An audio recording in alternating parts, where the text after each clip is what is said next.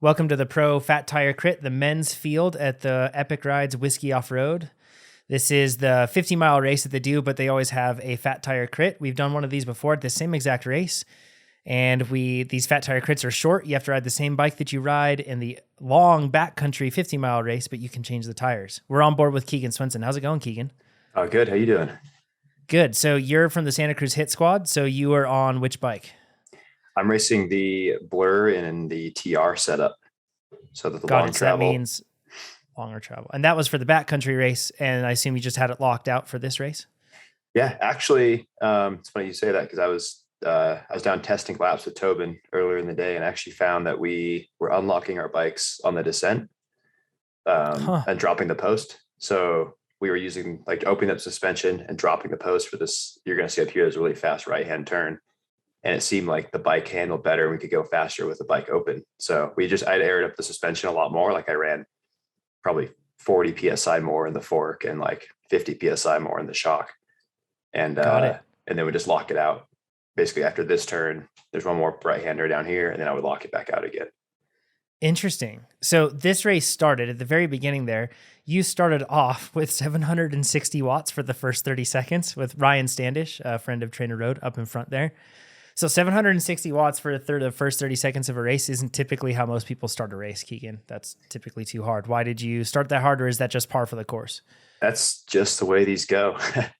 These definitely race more like a short track than they do a crit. So you kind of have to start hard to get your position. Otherwise, everyone's just going to blow past you. I mean, as you saw, like Ryan pulled ahead pretty quickly and I'd not done 700 watts, then you would have been swarmed. And I think it's nice to try and stay somewhat near the front of these races. It's just where it's safe. And especially I knew that fast right-hand turn coming up rather quickly, you want to stay kind of near the front of the back. No doubt. So let's talk about the course a bit. It's about 1 kilometer long, about 0.66 miles, has 86 feet of gain or feet of elevation gain or 26 meters of gain per lap. And on this one, what elevation are you roughly at this race? I think we're at right around 5,000 feet in town of Prescott, feet. Give or take. Got it. Maybe 55. So what, somewhere around like 1,800 meters, I reckon. I could be totally off on that. I apologize. That's a little bit high. It's more like, I want to say it's more like 1,200 meters. You're trying to stay, you're making a calculated choice to stay toward the front and maybe be in the wind, but you're doing it to save energy because going in the back, you could use even more energy just with trying to respond all the time. You could miss moves, and then also it's dangerous. And the main goal is the big race coming up after this. Okay, so let's scroll ahead and let's see how things start to unfold once we get close to a preem lap. So that when you came across the line there, they just said preem lap. Were riders chasing preems in this? And is that a concern of yours that they're going to get away on a preem lap? And how are you managing that since you're trying to police the front? Yeah, I mean, the preem laps always go pretty hard. I mean, there's always someone that wants to go for the preem. Sometimes I want to go for the preems, but you got to be a little bit smart as like there's still a fair bit of racing left. And also in the back of my mind, you're still thinking about the race tomorrow, right? The backcountry race. So you have to like kind of, like you can't go full out the whole time. Otherwise you just might blow yourself up, especially at altitude. So you can see these guys are kind of going for it here, trying to get in position. And then my thought was, pretty darn hard there.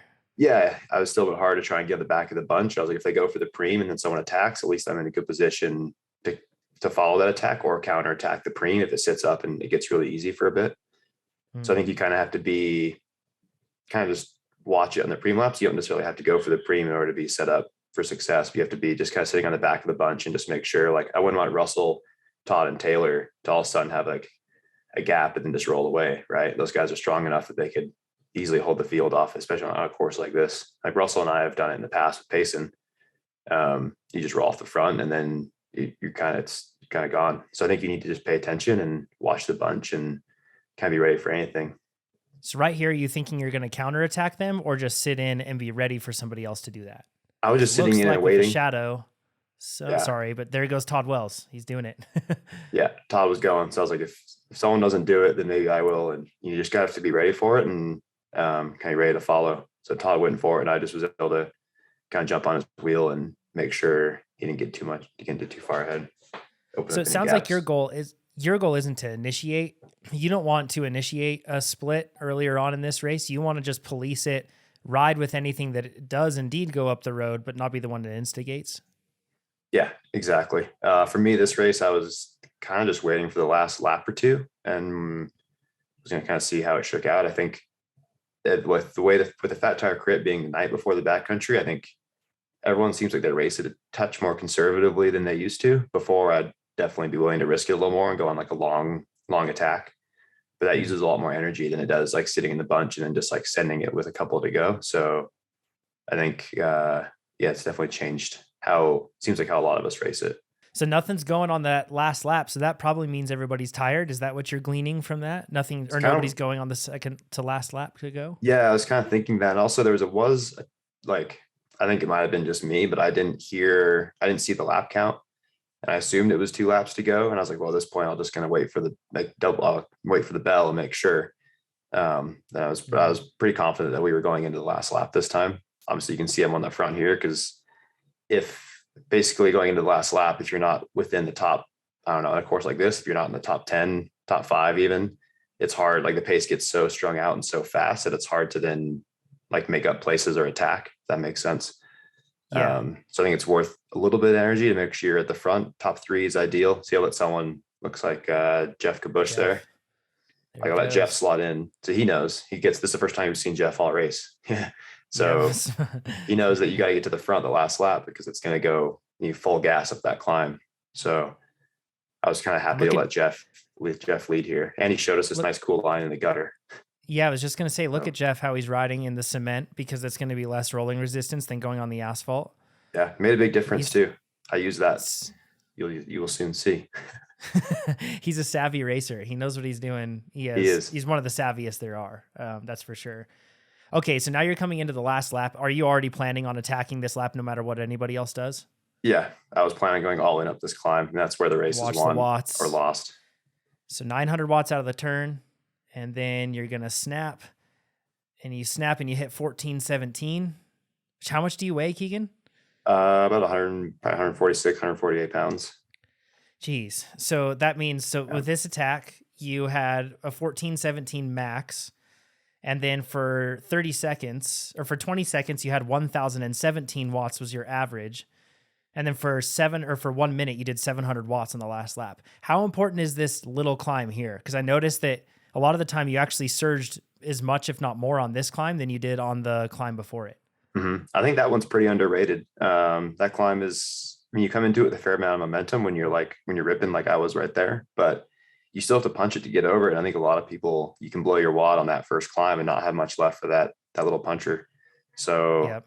I think you have to remember that that's there and you can't fully empty the tank. You have to save just a little bit to be able to hit over that climb and then roll this to the finish. Even this is a slight uphill grade before this left-hand turn, and it takes a bit out of you. So I was trying to get as arrow as I could here. And obviously I used the gutter like Jeff and then set up and still was trying to protect the inside of it so no one could come up inside me. And